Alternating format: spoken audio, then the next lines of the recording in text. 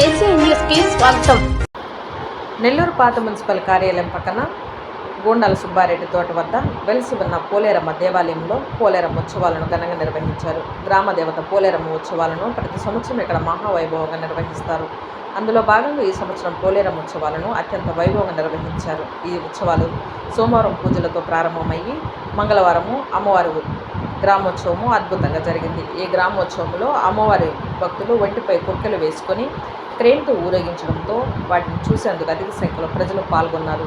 పోలేరమ్మ ఉత్సవం సందర్భంగా 3వ రోజు బుధవారము 2000 మందికి అన్నదానం నిర్వహించారు. ఈ కార్యక్రమంలో పోలేరమ్మ మిత్ర మండలి సభ్యులు పాల్గొన్నారు.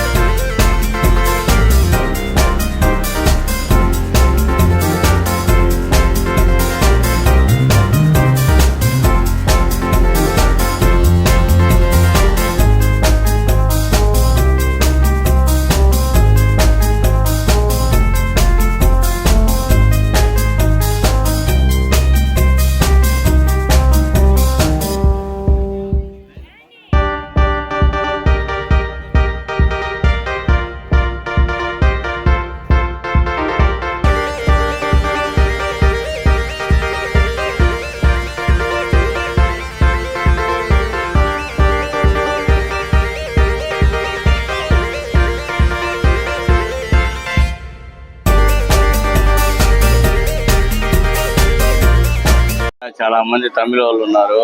పోలేరమ్మ జాతర జరుగుతుంది. 3 రోజులుగా జరుగుతుంది. ఒంటికి కొక్కిలు వేసుకుని గరగాలు తీసుకుని ఆడలు నెప్పు చెట్టు తీసుకుని 3 రోజులుగా ఊరేగింపు జరుగుతుంది. ఈ రోజు వచ్చి అన్నదానం జరుగుతుంది 2000 మందికి. అది వైభవంగా జరుగుతుంది.